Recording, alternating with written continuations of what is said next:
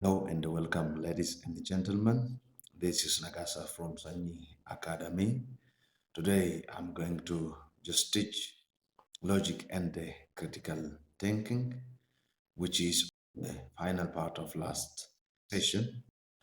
Before that, I would like to inform you to subscribe, like, share, and comment on this video, and also be a member to Sanya Academy to give a thumb to help Sanya Academy grow, and also hit the subscription button just to get notified every time a new video arrives on this academy. I'm glad that you are there to support Sanya Academy, inform your colleagues, friends, and peers just to be member to this academy and get more knowledge besides lessons given in the classes. So directly I jump to the lesson, which is sources of knowledge. As you remember, last time we discussed about epistemology, which studies about knowledge, and today we are going to see about sources of knowledge. What sources of knowledge are there? And we are going to talk about this. There are different sources of knowledge. We humans get knowledge from different sources. Our knowledge and the information we obtain is not limited to specific source. Rather, there are different sources of knowledge that we gain knowledge from. So, there are different sources of knowledge. Humans obtain knowledge from various sources. These sources have their own type, knowledge type, and also they have different justification for each knowledge they provide. So in this session or in this lesson, I'm going to talk about five sources of knowledge which are basic in providing knowledge for humans, and also they have their own argument, they have their own perspective regarding knowledge they provide. The first source of knowledge we are going to look today is empiricism. According to empiricism, knowledge is what obtained through our senses.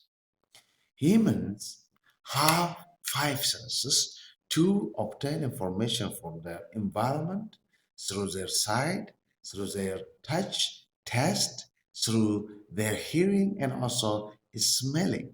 These senses are said to be the port through which knowledge from the environment is coming to human mind. Humans grab knowledge, receive knowledge from the environment, external environment, through their sensory organs. According to this, knowledge appears to be built into the very nature of human experience. It is what we experience and grab from the environment. We know something is beautiful because we see it. We hear the voice of someone and recognize him using our hearing. We know a certain food, certain meal is very tasty because we taste it.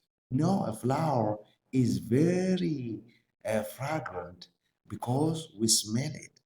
So these are the information we obtain through our senses. According to empiricists, knowledge is gained by seeing, hearing, tasting, smelling, and touching, because these are our sensory organs we use to obtain knowledge from our environment. So most of human life is based on this. We pass our judgment, we express everything, even we use them as basis of our argument to defend what we just need to say. So empiricism is the source of knowledge that gives humans access to knowledge through senses. Sensory knowing for humans is immediate and also universal. They are more closest to us, they are more closer. I believe what I see than somebody telling me what he see. I believe what I hear than somebody telling me what he hear. I prefer to just test the food. Someone telling me he tested and confirmed that it is very tasty. So it is immediate. And everywhere you go, people depend on sensory knowing beside other sources of knowledge. And in many ways, forms the basis of much of human knowledge. Much of human knowledge is based on sensory knowledge, sensory knowing. Sensory data cannot be denied because human life is highly dependent on them. So we depend our senses to gain knowledge, information about what we need to know. So we cannot deny them. We cannot deny data obtained by our sight. We cannot deny data obtained by our hearing.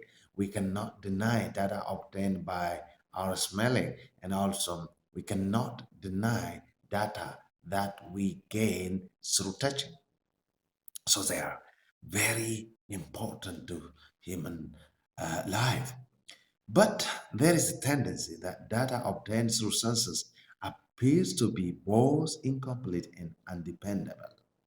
There are tendencies, there are conditions in which data we obtain through our senses remain undependable or incomplete. For example, the contradiction of seeing a stick that looks bent when partially submerged in water but appears to be straight when examined in the air. If you immerse or submerge a stick in a water, it looks bent or broken. But when you put it out from the water, it appears straight. So here, it is incomplete. Our sense of seeing is distorted by water and also by the air. So it is incomplete. Which information, which knowledge should we believe? The knowledge that the stick looks bent when it is submerged in the water, or the knowledge that the stick is straight when it is put in the air. It is incomplete to give us knowledge, complete knowledge about that thing. If we are not feeling well, the interpretation of knowledge we obtain from our environment seems incomplete. So if you are exhausted, for example, if you are caught in common cold and test a food, then you might not know the true taste of that food because of some external force. At that time, the knowledge you obtain through your sense become incomplete. It distorts your sensory perception. So we need to know this. There are also sound and light waves that are inaudible and invisible to unaided human perceptions. For example, there are sounds that we cannot simply hear what is going on. And also there are light that is invisible. For example, microscopic light and also microscopic sounds. These are not well understood because of their inaudible and also inaudible and also invisible. So we have to use another instrument. Which one is correct here? The knowledge we obtain through our senses or the knowledge we obtain through the aiding of other instruments. So here it is a problem. In general, sensory knowledge is built up on assumptions that must be accepted by faith in the reliability of human sensory mechanisms.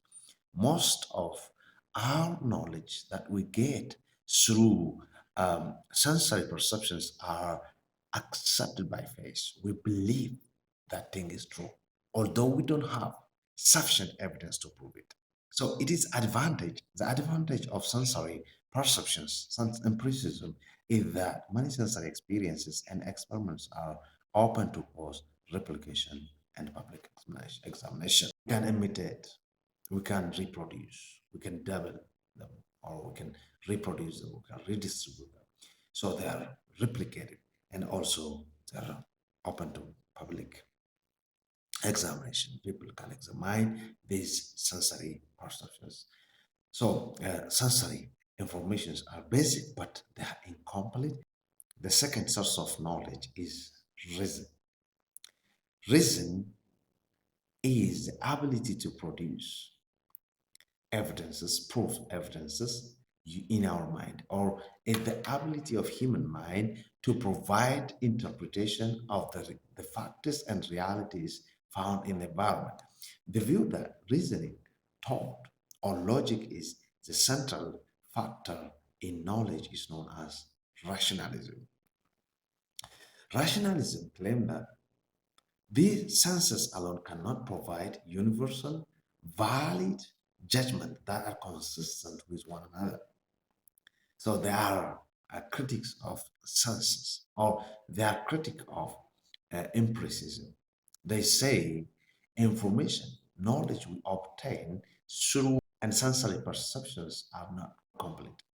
So we cannot trust them. We cannot depend on them to provide universal and valid judgment about the consistency that exists, the knowledge we obtain.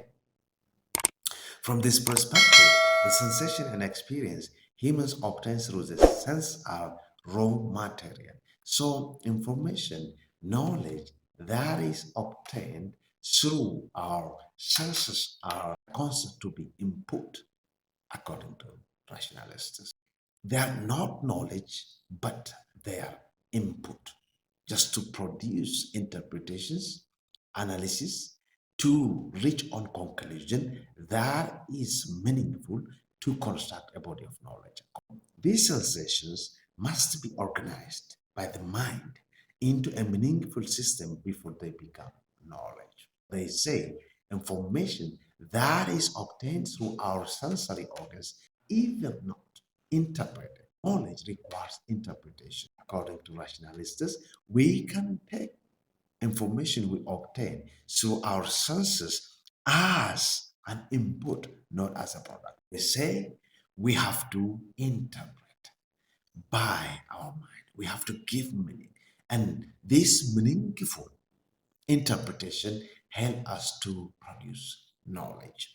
Rationalism claims that humans are capable of arriving at irrefutable knowledge independently of certain experiences. Humans can produce knowledge that is independent of sensory experiences. And also, we have to use that capacity to make knowledge complete and meaningful. So, to reach on that point, they depend on formal logic. System of logic have the advantage of possessing internal consistency, but they risk being disconnected from the external world. Logic is important, but it is not the only way knowledge is obtained. It is not the only way of just proving. There are some factors that we cannot deny. In this case, it helps us to prove and make sure the consistency of evidence is presented to reach on certain conclusion. It is not the only way to prove.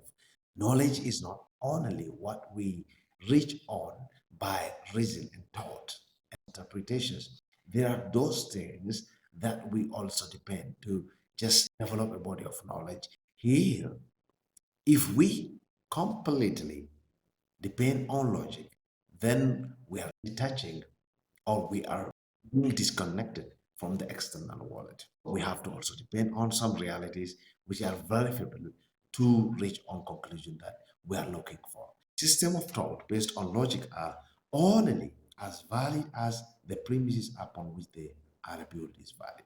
In logic, we see two things: the premises, the statement that produces or gives us evidence to prove that conclusion. If the premises is valid, then the conclusion would be valid.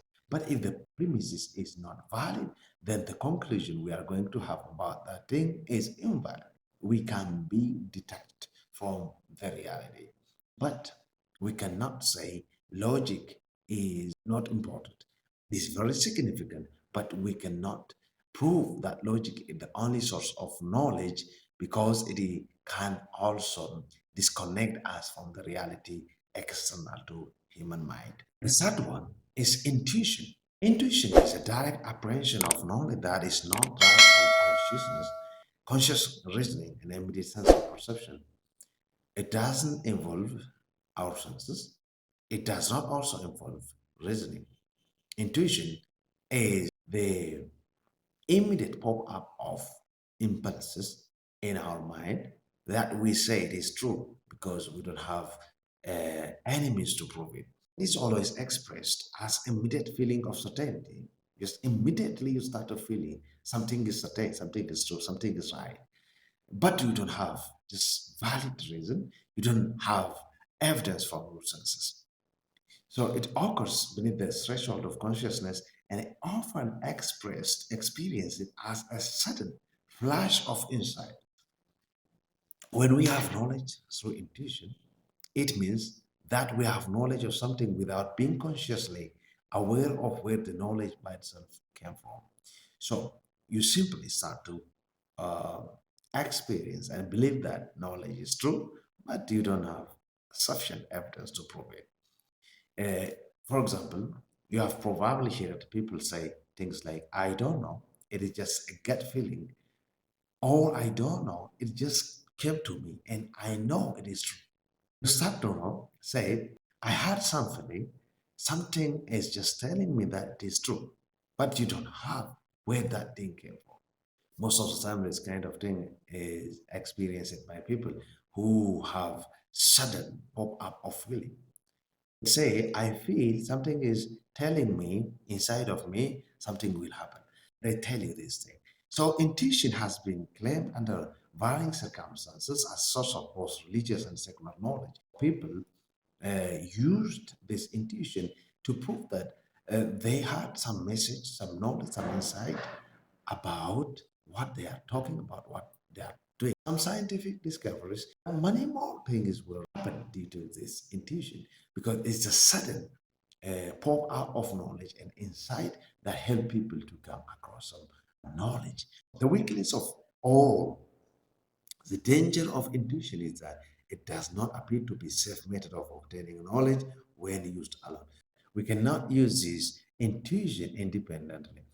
We cannot use it alone because it may lead us astray. It may distort. It may mislead us. So it goes astray very easily, and many lead to absurd claims unless it is controlled by or checked against other methods of knowing. So we have to check it. Intuitions may lead us astray, may mislead us, may confuse us. So we have to make sure. However, it has the distinct advantage of being able to bypass the limitation of human experience. It may go beyond human experience.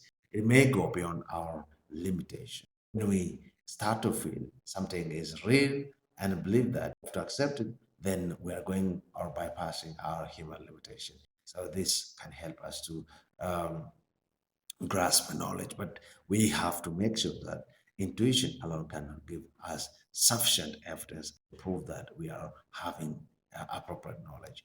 The fourth one is revelation. Basically, this kind of thing is known in religious. Religion is most of the time known to have experienced revelation. Revealed knowledge has been of prime importance in the field of religion. It differs from all other sources of knowledge because it presupposes a transcendent supernatural reality that breaks into the natural order. So, revelation is supposed to come from divine being. Mostly, God is the source of this revelation. Christians, for example, believe that such revelation is God communication concerning the divine will.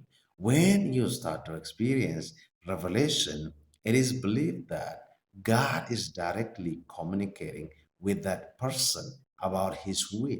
So they say the information and the knowledge we obtain through revelation is complete and right. Christians believe this. Other religions may also believe this. Revelation is supernatural contact, supernatural expression of God is expression of his feeling, his will, his interest to human being. Since this message is from God, Christians believe as perfect. So this form of knowledge has a distinct advantage, being as an omniscient source of information that is not available through other epistemological methods. Revelation cannot be obtained through other epistemological method. You cannot obtain revelation through scientific method, through reasoning, through empiricism. Rather, it is a divine will that is dictated to humans so as to implement the will of God. The truth revealed through this source is believed by Christians to be absolute and uncontaminated. There is no false, there is no lie, there is no incomplete information in the knowledge that is revealed to them by God. Christians believe God is omniscient, truthful, and also complete in his nature. A major disadvantage of revealed knowledge is that it must be accepted by faith and cannot be proved or disproved empirically. We cannot prove or disprove the knowledge that is obtained through revelation or other methods, but we have to accept it as it is. We have to accept it by faith. We have to accept it that it is true. Otherwise, we are not going to just prove it or disprove it, whether it is right or wrong. No, this is a disadvantage. The fifth source of knowledge is authority. Authorities are a source of knowledge because they are accepted as true. That comes from experts who have been sanctified over time as a tradition from those people who have experienced knowledge and expertise in those areas. The most common source of information in the classroom, for example, is some authority, such as textbook, teacher, or reference work. These are said to be authority because we believe that the textbook which was written by that individual, the person who wrote that book, is at least believable. We learn in the classroom believing that the teacher is providing us knowledge that is correct. We use some reference workers that they are providing sufficient knowledge. So accepting authority as a source of knowledge has all advantage and disadvantage similar to the previous sources of knowledge. Civilizations would certainly stagnate if people refuse to accept any statement unless they personally verified it through direct first-hand experience. If we don't accept those things written by authorities, the civilization of human being may stagnate, may fail to progress. If we say we have to prove everything, we have to depend on first information, first evidence to just go by, this may stagnate our improvement, our progress. Because there is some room of doubt, we have to just accept it. On the other hand, if authoritative knowledge is built upon foundation of incorrect assumptions, then such knowledge will surely be distorted. So if the knowledge is based on wrong assumptions, false evidences, then it is going to distort our knowledge. We have to try to prove. We have to try to just make sure that the knowledge we accept at least provable or at least important. Otherwise, we are going to have wrong conclusion. In order to avoid distortion, in order to avoid just wrong conclusion, we have to just at least verify the knowledge that we are depending on to make decision. So generally, today we have seen about five sources of knowledge. The first one is empiricism. The second one is reason. The third one is intuition. The fourth one is revelation. And the fifth one is authority. I would like to appreciate you for being with me. I just want to remind you to subscribe, to share, like, and comment on this video, and inform other individuals to be member to Sanya Academy and then Hit the notification bell to get notified every time new video is uploaded to Sanya Academy.